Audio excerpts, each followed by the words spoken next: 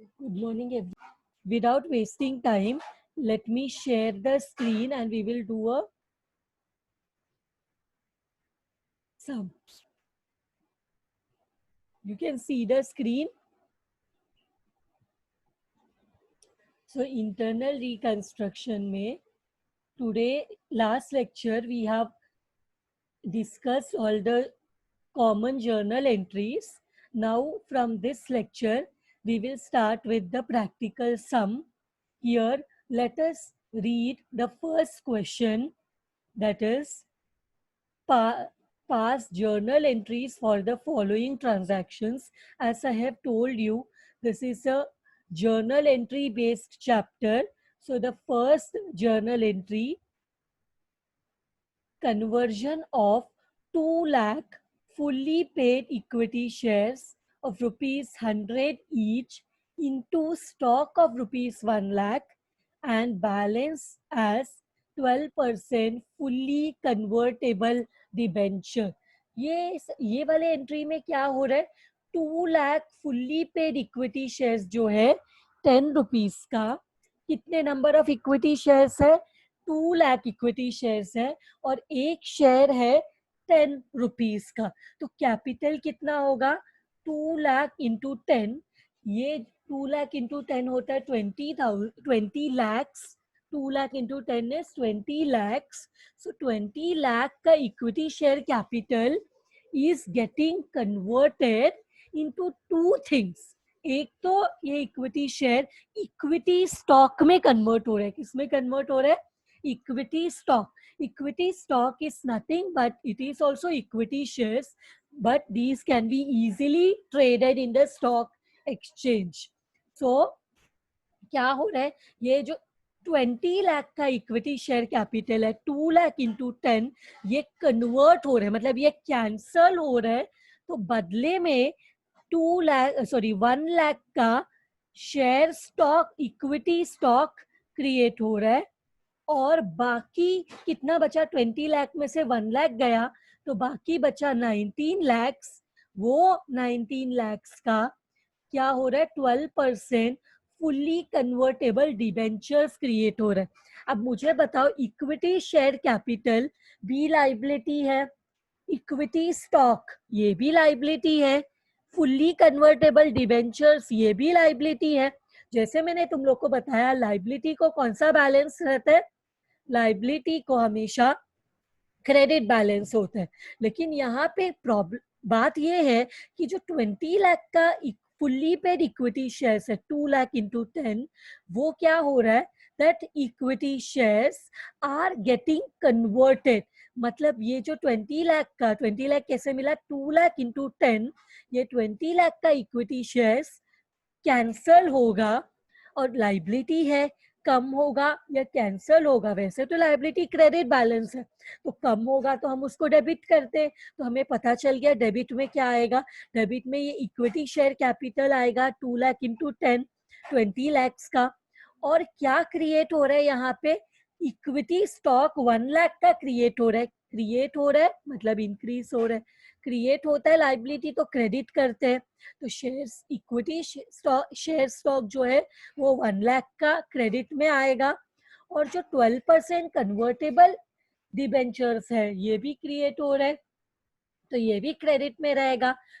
लेकिन ये कितने के लिए, 20 लाख में 1 लाख का स्टॉक है तो बचा कितना, 20 माइनस 1, 19 लाख का कन्वर्टेबल डिबेंचर्स क्रिएट होगा. So let us go to the journal entry. Let us pass the journal entry here in the solution. The first journal entry will be, क्या कैंसल हो रहा है, equity share capital. Equity share capital कितने का है, 2 lakhs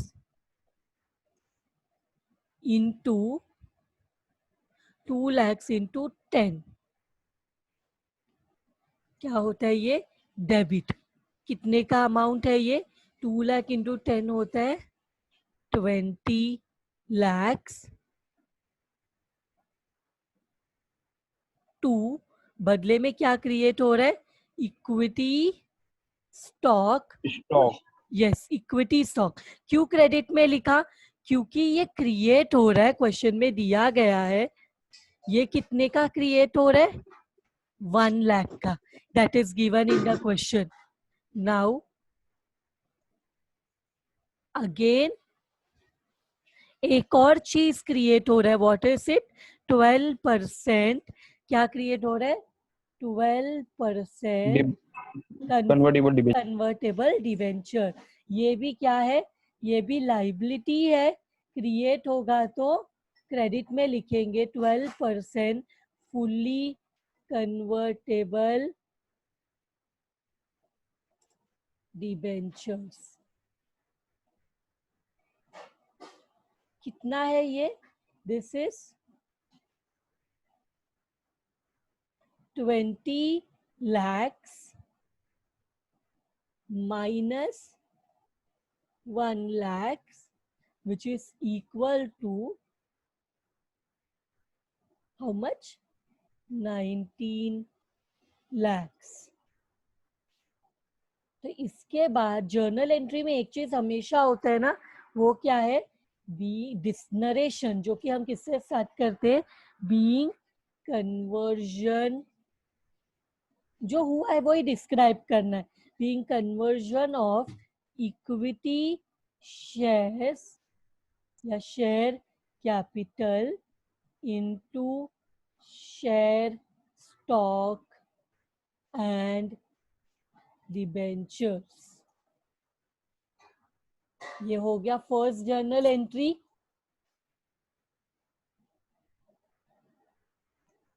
ये पहला journal entry हो गया हमारा।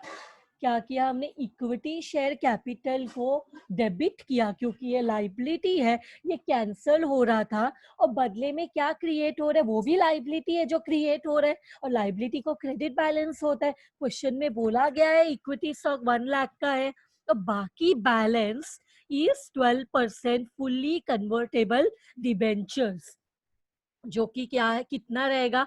20 लाख में से बैलेंस बोला है ना, 1 लाख का शेयर स्टॉक है और बैलेंस 12% फुल्ली कन्वर्टेबल डिबेंचर्स है। तो 20 लाख में से हमने बैलेंस निकाला 1 लाख माइनस करके, तो हमें 19 लाख मिला। ये क्वेश्चन में देखो, कोई प्रॉफिट कोई लॉस नहीं है, कोई प्रॉफिट कोई लॉस नहीं है, तो कैपिटल रिडक्शन अकाउंट नहीं आएगा। कैपिटल रिडक्शन अकाउंट तभी आता है when there is a profit और a loss. Now let us move towards the second journal transaction which is given. Second journal entry के तरफ जाते हैं, that is consolidation of 40 lakh fully paid equity shares of rupees 2.50। अब share है 40 लाख और एक share है कितने का? 2.5 ईच का।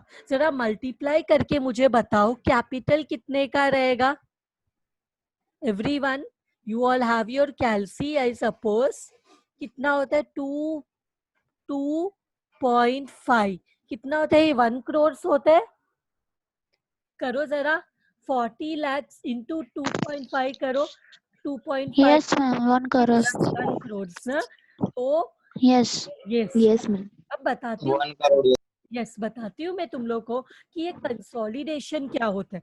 यहाँ पे ना कंसोलिडेशन में हम क्या करते हैं? हमेशा कंसोलिडेट करना मतलब शेयर्स को मिलाकर छोटे डिनोमिनेशन के शेयर्स को बिगर डिनोमिनेशन में कन्वर्ट करना इज कंसोलिडेशन।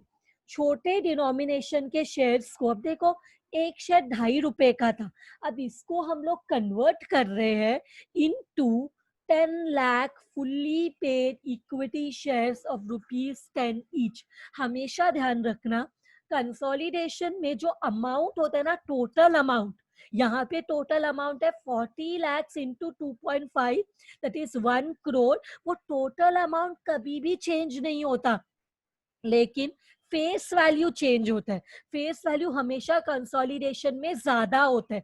मतलब इनके पास पहले 2.5 रुपए का शेयर था, 2.5 रुपया ईच का शेयर था, अभी वो 2.5 रुपया ईच का शेयर को उन्होंने कंसोलिडेट करके 10 रुपया ईच का बना दिया. मतलब earlier the company had 2.50 each per share वाले shares, now they are consolidating the shares into denomination of 10 per share. Consolidation में हमेशा क्या होता है कि पर वैल्यू शेयर का, फेस वैल्यू शेयर का इंक्रीज होता है. क्या होता है? इंक्रीज होता है. There are two terminologies, one is known as consolidation और दूसरा हम उसको बोलते हैं subdivision. Subdivision, division, divide. Subdivision में क्या होता है? ज्यादा डिनोमिनेशन वाले शेयर को हम छोटे छोटे पीसेस में डिवाइड करते हैं. कंसोलिडेशन में क्या होता है? छोटे छोटे पीसेस वाले शेयर को हम कंसोलिडेट करके उसको, उसका वैल्यू बढ़ा देते, इंक्रीज कर देते. That is the difference between consolidation and sub division. एक दूसरे का ऑपोजिट है, बट दोनों में भी एक चीज ध्यान में रखना, दोनों में भी टोटल अमाउंट चेंज नहीं होता. पहले यहाँ ये सिचुएशन में पहले भी 1 करोड़ के शेयर्स थे, अभी भी 1 करोड़ ही रहेगा. कैसे? मैं तुम लोग को बताती हूँ. यहाँ पे देखो क्या बोला है. Consolidation of 40 lakh fully paid equity shares of rupees 2.5 each. 40 lakh into 2.5 किया, हमें 1 करोड़ मिला, into 10 lakh fully paid shares of 10 each. 10 lakh into 10 करो, ये भी तुमको 1 करोड़ ही मिलेगा. 10 lakh into 10 करो, 1 करोड़ मिल रहा है. मतलब पहले 40 लाख शेयर से अब उसको कंसोलिडेट करके 10 लाख शेयर्स हो गया. पर वैल्यू देखो, एक चीज पे ध्यान रखना, पर वैल्यू पहले ₹2.5 था, अब पर वैल्यू कितना हो गया? पर शेयर वैल्यू, पर शेयर वैल्यू पहले 2.5 ईच था, अब कितना हो गया? ₹10 ईच हो गया. लेकिन टोटल अमाउंट तो चेंज ही नहीं हुआ. यहाँ पे क्या होता है? जूने 40 लाख शेयर्स कैंसल हो गए और बदले में क्या हो गया? नया शेयर्स क्रिएट हुआ. तो जो शेयर्स कैंसल हो रहे, let us go to the solution. Share दोनों लाइबिलिटी है. शेयर कैपिटल मतलब क्या?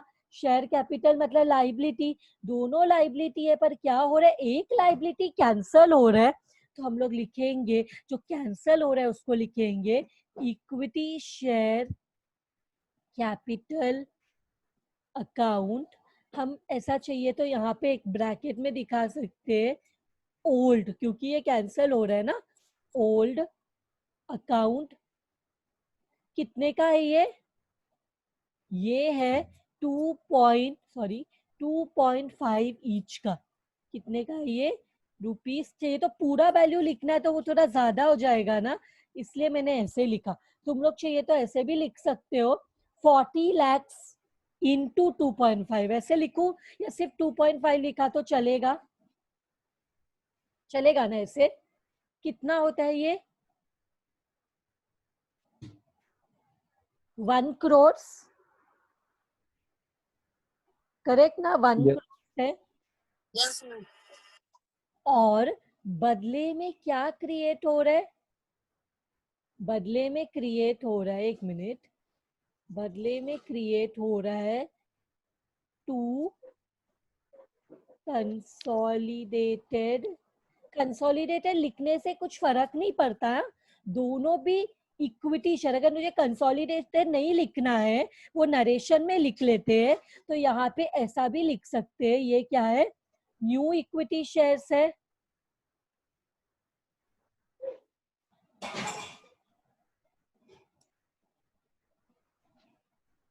ये कितने का है? ये अभी कितने का हो गया? नया कंसोलिडेशन, कंसोलिडेटेड शेयर्स कितने का हो गया है? रुपीस का. 1 crore. यस. देखो, लेकिन अमाउंट चेंज नहीं हो रहा. अब narration being equity shares of rupees 2.50 consolidated into shares of ₹10 each. इतना डिटेल में नहीं लिखना है, तो ऐसे भी लिख सकते हो, बीइंग इक्विटी शेयर्स कंसोलिडेटेड, वो भी चलेगा. ब्रीफ में तुम लोग को देखो नरेशन लिखना मैं बोल रही हूँ कंपलसरी है, लेकिन तुम लोग नरेशन में अपने वर्ड्स में लिख सकते हो, कोई इतना नरेशन को देखता नहीं, सिर्फ ऊपर से लिखता है चलो narration is there. Now the next one के लिए फिर से let us go to the journal entry, let us go to the question. Journal entry के लिए देखो कंसोलिडेशन के बाद अब क्या आया, sub division. As I told you, the name itself suggests subdivision, division in the number of shares. तो यहाँ पे क्या होता है जरा देखो, यहाँ पे हायर 50 रुपए के शेयर को डिवाइड करके 10 रुपए का कर दिया। देखो यहाँ पे कैसे समझा, ये 50 रुपए का है और जो नया प्रेफरेंस शेयर क्रिएट हो रहा है वो किसका है, 10 रुपए का। बोल्ड कर दिया ताकि तुम लोग को भी दिखे ये अच्छे से। Sub division of 10 lakh fully paid 11% preference shares of ₹50 each. कितने लाख शेयर से, जरा इसको मल्टीप्लाई करो। 10 lakh fully paid shares of ₹50। 10 lakh into 50 कितना होता है, 5 करोड़ होता है। यस ना, 5 crore. Yes yes yes 10 Yes, ma'am. Into 50 मतलब 5 करोड़ के प्रेफरेंस शेयर्स है जो कि कंसोलिडेट हो रहा है into 50 lakh fully paid shares. पहले 10 लाख था, अब कंसोलिडेट होके डिवाइड होके शेयर्स, देखो शेयर्स को डिवाइड किया तो उसके नंबर्स बढ़ रहे हैं। क्यों, क्या हुआ, हमने शेयर 50 रुपए के शेयर को 10-10 रुपए का किया तो 50 में ही 5 शेयर बढ़ जाएगा। एक शेयर 50 रुपए का था, अब उसको सब डिवाइड करके 10 रुपया किया तो एक 50 रुपए के शेयर अगर आपके पास होगा तो आपको 5 शेयर मिल जाएगा। तो यहाँ तो 10 लाख शेयर से, तो टोटल 10 लाख शेयर कितने में हो गए, 50 इंटू 5 हो गया, क्योंकि एक 10 रुपए के एक 50 रुपए के शेयर को हम 10 रुपए में डिवाइड 10 रुपए में 10-10 रुपए में डिवाइड कर रहे हैं। तो सब डिविजन में क्या होता है, शेयर्स के और ज्यादा टुकड़े होते, और ज्यादा पीसेस होते, जिससे क्या हो जाता है, ज्यादा फेस वैल्यू वाले शेयर्स कम फेस वैल्यू में कन्वर्ट हो जाते। सब डिविजन में क्या होता है, ज्यादा फेस वैल्यू वाले शेयर, जैसे 50 रुपए वाले शेयर 10 रुपए में सब डिवाइड हो गए। कंसोलिडेशन में क्या हो रहा था, कम कम वैल्यू वाले शेयर्स को कंसोलिडेट करके उनका वैल्यू हमने इंक्रीज किया था। 2.5 रुपए के शेयर को 10 रुपए किया था, तो उससे क्या हो गया था, नंबर ऑफ शेयर्स कम हो गया था। यहाँ पे क्या हो रहा है, सब डिविजन में 10 लाख का शेयर्स, 10 लाख शेयर से पहले जब एक शेयर 50 रुपए का था, अब वो 10 लाख शेयर्स 50 लाख शेयर्स में कन्वर्ट हो गए, क्योंकि एक शेयर कितने का हो गया, 50 से 10 रुपए का हो गया। ये डिफरेंस है सब डिविजन में और कंसोलिडेशन में। तो let us go to the journal entry. कितना शेयर, कितना, कौन सा वाला percentage of preference share same था, पहले भी 11% प्रेफरेंस शेयर था, अभी भी 11% है, लेकिन डिफरेंस किस में हुआ है, उनके फेस वैल्यू में। तो यहाँ पे भी हम वैसे ही लिख लेते हैं, जो ओल्ड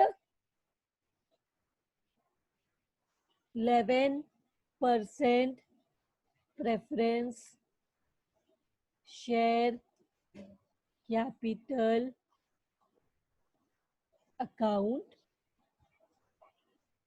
कितने का था, ₹50।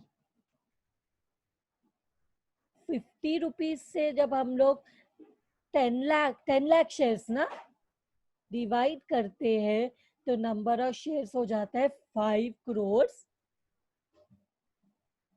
और बदले में क्रिएट हो रहा है न्यू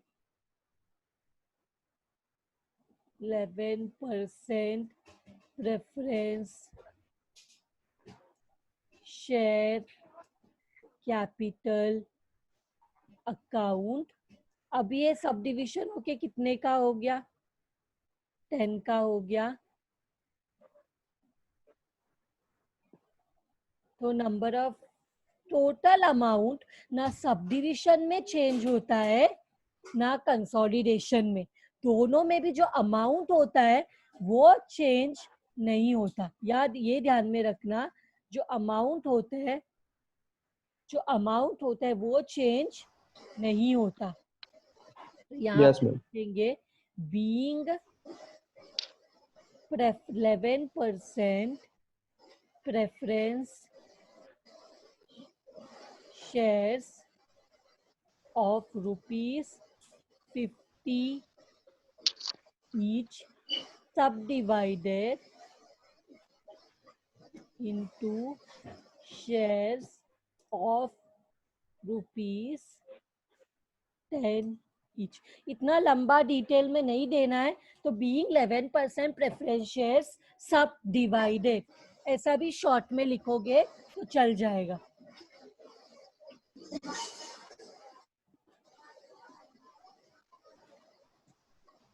इससे आगे क्यों नहीं जा, कोई बात नहीं। Let us now move towards the fourth journal entry। आज मैंने एक छोटा सा सम लिया है, नेक्स्ट लेक्चर में we will do a detailed one। Next one, conversion of 12% preference shares of rupees 5 lakh। यहाँ पे टोटल हमें कैपिटल ही दे दिया है, बोलते हैं लेकिन क्या हो रहा है, कन्वर्जन हो रहा है। एक चीज मैं बोलना चाहूंगी फिर से, कंसोलिडेशन और सब डिविजन दोनों में प्रॉफिट लॉस नहीं है, इक्वल नंबर ऑफ शेयर्स है, तो अमाउंट में कोई चेंज नहीं हुआ है, बराबर अमाउंट में कोई चेंज नहीं हुआ है। यस। कुछ भी प्रॉफिट लॉस नहीं है। मैं फटाफट ये करके देता है ना, अभी सिर्फ हमारे पास 10 मिनट ही बाकी है, फिर ये लेक्चर ऑटोमेटिकली बंद हो जाएगा और तुम लोग का अटेंडेंस भी बाकी है। Conversion of 12% preference shares of rupees 5 lakh into 14% preference shares of 3 lakh। 5 lakh का जो 12% प्रेफरेंस शेयर था वो कन्वर्ट हो रहा है इनटू व्हाट, ये कैंसल होके 14% प्रेफरेंस शेयर क्रिएट हो रहा है 3 लाख का, और बाकी बैलेंस 5 लाख में से 3 लाख गया तो बैलेंस कितना बचता है, 5 लाख में से 3 लाख गया तो बैलेंस 2 लाख। 2 लाख। 2 लाख। यस, उसके लिए 12% non cumulative preference shares create हो रहे हैं, मतलब 12% प्रेफरेंस शेयर जो 5 लाख का है वो कैंसल होके हम दो प्रेफरेंस शेयर का क्लास क्रिएट कर रहे हैं, एक 14% एक 12%। तो तीनों लाइबिलिटी है, एक कैंसल हो रहा है और बाकी सब क्या हो रहा है, बाकी सब क्रिएट हो रहे हैं। तो यहाँ पे लिखेंगे कितना परसेंट कैंसिल हो रहा है, जरा एक बार फिर से मेरे को देखने दो, परसेंटेज दिया है क्या, हाँ 12% क्रिएट हो रहा है, तो इधर लिखेंगे 12% प्रेफरेंस जो कैंसिल हो रहा है वो डेबिट में आएगा, preference share capital account debit, कितने का, ये 5 लाख का, टू बदले में क्या क्रिएट हो रहा है, 14% प्रेफरेंस शेयर कैपिटल, कितने का क्वेश्चन में दिया हुआ है इसका अमाउंट ऑलरेडी, कितने का ये 3 लाख का, एंड बैलेंस के लिए 12% क्यूमुलेटिव प्रेफरेंस शेयर कैपिटल, ये क्वेश्चन में दिया हुआ है, ये कितने का रहेगा, 2 लाख। यस, ये कैसे पता चला, 5 lakh minus 3 lakh. Yes minus 3 lakh. ये क्वेश्चन में बैलेंस बोला गया है ना, तो इसका नरेशन क्या लिखेंगे, being 12% preference share capital converted, सिर्फ कन्वर्टेड लिख दे वो भी चल जाएगा, being 12% preference share capital converted, इतना लिख दिया। तो इसके साथ हमारा ये आज का सम हो गया, 4 ही एंट्रीज में हमने चारों सॉल्व कर दिया। अब हम लोग क्या करेंगे, 1 मिनट,